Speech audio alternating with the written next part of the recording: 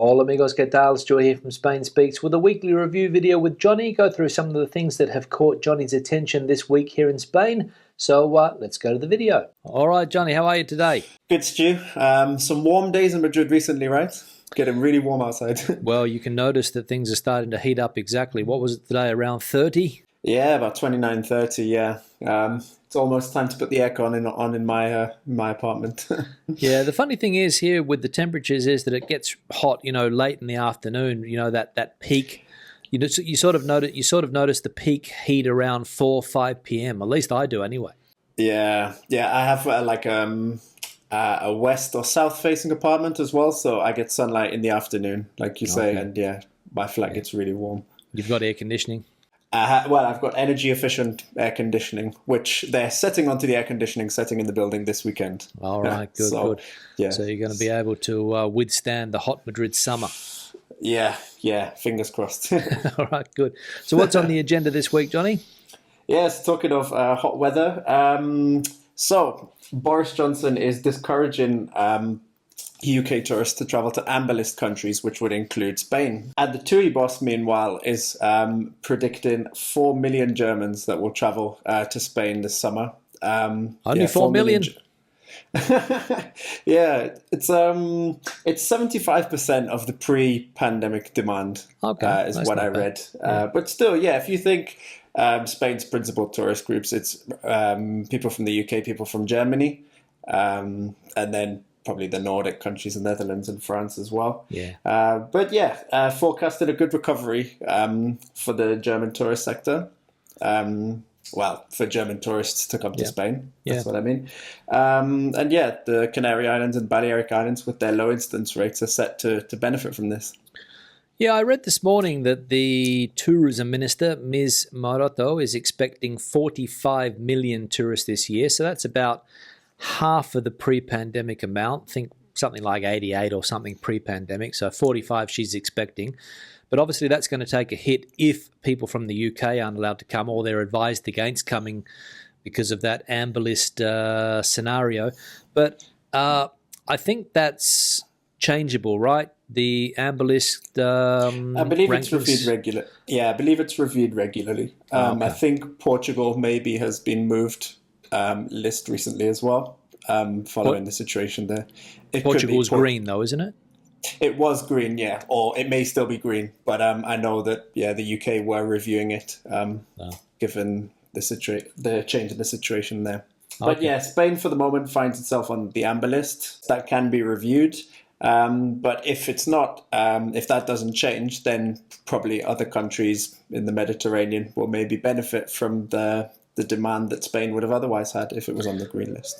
Yeah, well, I've been saying all week that, the race is on to attract these, tourist markets. And we've been speaking about Greece, and Turkey was also mentioned there, but apparently Turkey's on the red list, so it's not even green or amber. And, of course, Spain on the amber list waiting for some type of review.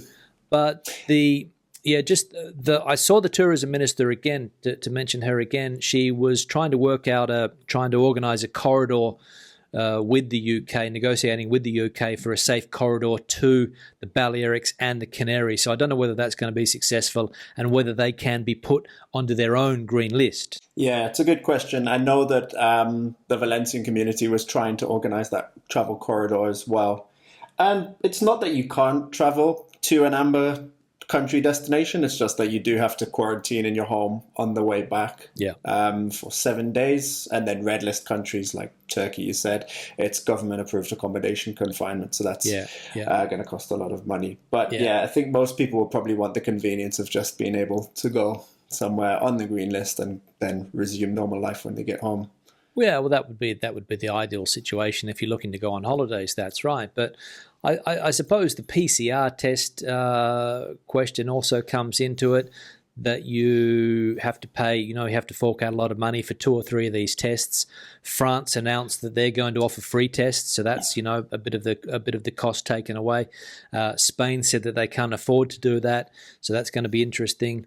But it's all a question of trying to get on that green list. Yeah, I talked about this actually in one of my videos where I reviewed travel countries, and though my point was related to Brexit and travel restrictions, I still think that the demand that Spain loses from the UK, even though it's a big amount, could still be picked up by other EU countries.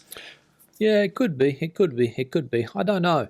The situation here is on the situation is more complex for mainland Spain. So, a place like Valencia that you just mentioned, the Valencian community, Alicante, and there, the famous Benidorm, of course. Apparently, they have a very low incidence rate at the moment, but the rest of the country is still keeping that nationwide incidence rate quite high. You know. Yeah, yeah, that's the sticky point. Yeah. Yeah, and I can't see I can't. I mean, I'm not going to say it can't happen, but I can't see a travel corridor to a place like Alicante when you can just hop in a car. I don't want to get accused of giving people ideas, but you can just hop in the car and then go anywhere you want. You know what I mean? Because there's no borders. That's it. Yeah, it would put additional constraints on autonomous communities to try and control their borders. That's exactly right. That's exactly right. So, yeah, it's a complicated travel scenario this summer indeed. Yeah, yeah. But it's not going to stop us from traveling, Johnny. Yeah. All right, good. So we'll wait and see. But Boris Johnson, as you said, advising people against traveling to amber countries. Okay, and red. Yeah. All right, good. What's next? Yeah. Yeah, so we'll go back to the story of a couple of weeks ago where we talked about BBVA and CaixaBank downsizing. So related to their layoffs, there was a bit of debate with the government, I think, or with workers' unions. And essentially they've improved their conditions. So they've tried to reduce the number of EREs. So we know what ERTEs are. The ERE is like the permanent kind of layoff. All right. So we'll just explain that. The one that you mentioned there, the ERTE, which is like a furlough scheme, ERTE, right? Yeah. And then you've got the other one, which is the ERE, ERE, which means, do you know? Expedición Regulado de Empleo, something like that. Well, I think that's spot on. Yeah, so that's what it is. But that's a mechanism that companies have to lay off workers, right? Yeah, it's essentially if they're downsizing or if they need to get reduce headcount, then that can be one way that they can do it as well. But one other thing to point out is the concept of prejubilación. Do you know what the age is from which you can be prejubilado, by the way? So early retired. To be honest, I don't know. But I have known people in the past that have been pre-retired as young as early 50s. Yeah, because I know that I think 50 to 60% of the layoffs affect people over the age of 52.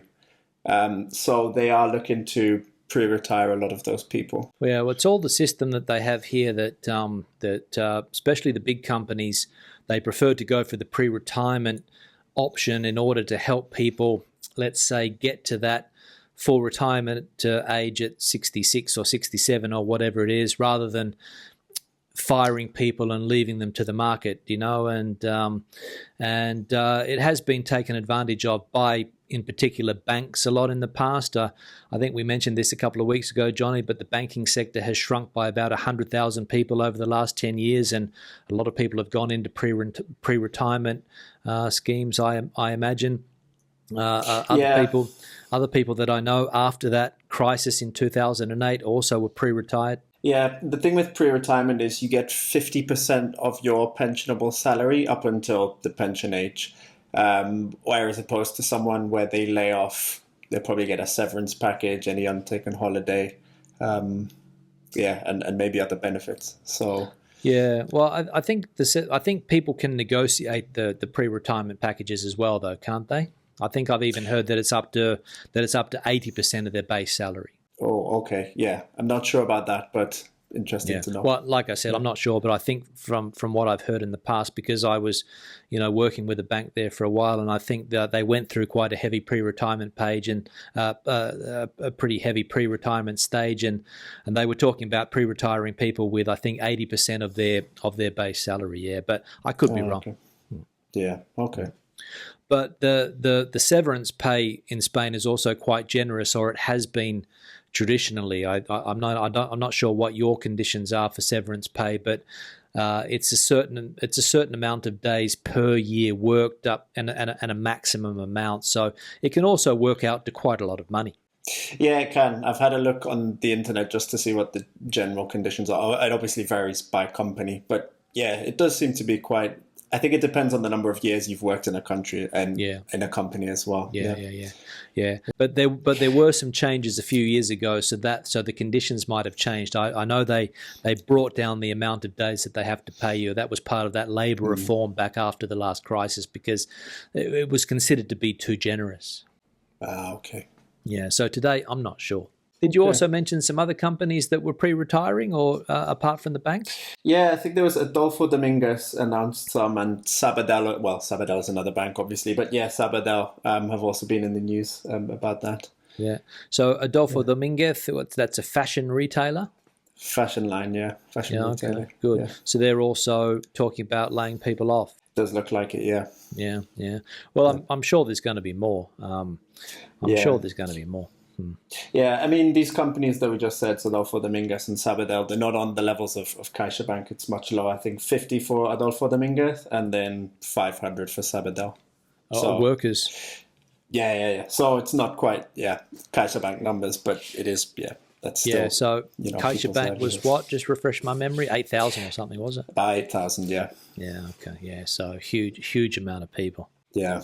Yeah, anyway, not good. Okay, good. What else have we got, Johnny?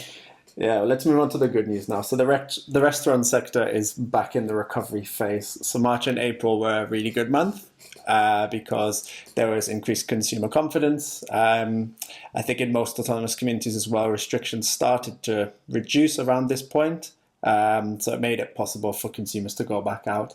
And they're back to 70% of pre-crisis levels. So, okay, good. Yeah, so not bad. Well, a very important sector, isn't it?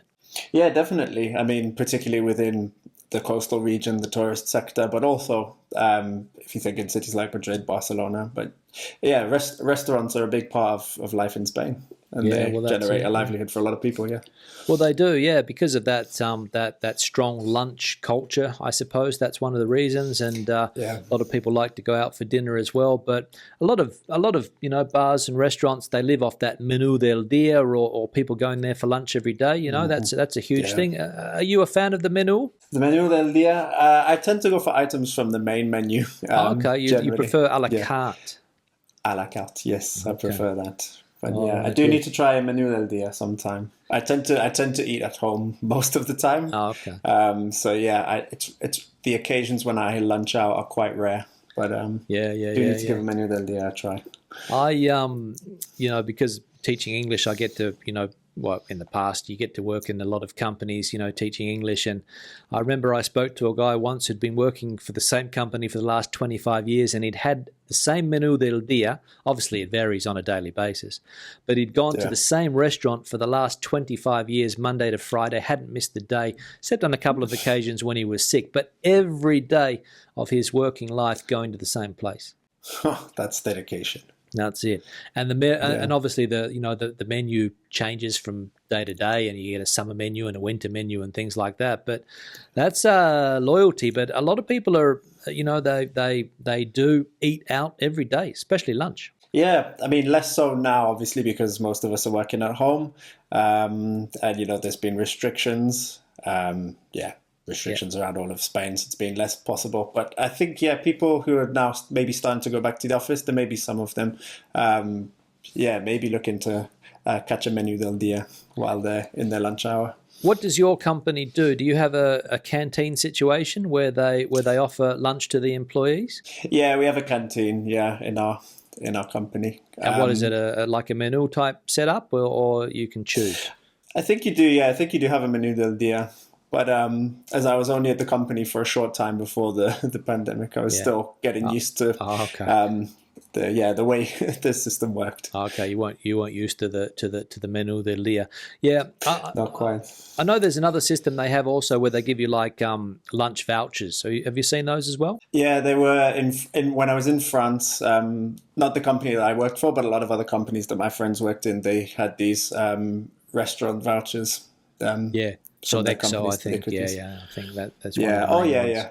Yeah, I've just remembered one of my friends here. He had a Sodexo card as well. Yeah, that's it. Yeah, and a lot of people, take advantage of those lunch vouchers and go out and have the menu every day, or they bring their own lunch and they accumulate them and use them at the weekends for take the family out for dinner, I suppose. Yeah, yeah. I mean, it's a good idea. I think it'll.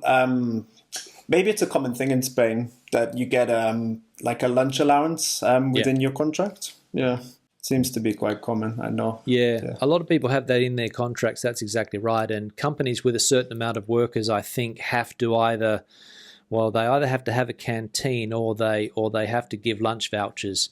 I think because it is part of the salary, a certain amount per day is stipulated in the contracts, and whether it's €9 or €8, I'm not sure exactly how much it is, but it is a very important thing. You can even see it when you go to school. When kids go to school, that 2-hour lunch break, and they have a catered lunch every day. I mean, a lot different from when I went to school, Johnny, where I just got a lunchbox with a sandwich in it if I was lucky, and maybe a little thing of juice. But my son gets a 3-course meal every day. Yeah, that concept of primero, segundo platos, like it caught me off guard when I first came here. I was like, 2 plates? But yeah. Quite different from the old lunchbox that used to have back in England, and the shorter lunch hour, of course. Did you have an organised lunch in the UK at all? Was there any type of cooked meal or a canteen situation? Does that happen at all? Yeah. Yeah, when I've worked in the UK, it's been the same. There was a canteen. I guess it depends on the company, but yeah, where I worked there was a canteen. Yeah. Okay. Good. Yeah. Yeah. But not as important here the lunch break as it is. Sorry, I was going to say the lunch break here a lot more important than in other countries. Yeah, that's it. I mean, you think Americans and people in the UK, it's pretty normal to eat walk-in or to eat at your desk and do work at the same time. Yeah. The thought of doing that here or in a country like France, it's almost blasphemy, right? Well, you don't even see people walking around with a cup of coffee, and the people that you see walking around with a cup of coffee, normally they're people that are here on holidays, or they're foreigners that are living here for a short period of time. But you don't see a lot of Spanish people walking around with a cup of coffee like you do in the UK or the States. That is a good point. Now that you mention it, yeah. That's people go into a coffee shop and have a coffee. Well, now you can't have a coffee at the bar, but normally they go in, have a coffee at the bar, or sit down 10, 15 minutes. But the takeaway coffee concept, it's taking off. Don't get me wrong, but it's never been a strong part of the culture. Yeah. Now that you mentioned that as well, I know that when I've worked here, the idea of I don't drink coffee, but I'll go down with people that do. You'll say, "Oh, should we go for a coffee?" And I'll be, sit down and have the coffee. But in the UK, it was like, anyone want coffee? It was go get it and come back to your desk. Bring it back. That's it. Yeah, sit at the desk and drink it. So quite different when it comes to those habits. That's it. Yeah. All right. Good. Anything else, Johnny? No, that was all for today, Stu. All right. Good. So we'll wrap it up there. Good speaking to you again, and we'll be in contact. Wonderful. Speak to you next week, Stu. See you later, Johnny. Have a good one. Bye. So there we go. That was the weekly review video. Questions and comments, please leave them in the section below. Debate the situation out as you normally do. Give the video a thumbs up if you liked it, thumbs down if you didn't. I'll see you in the next one. Hasta luego.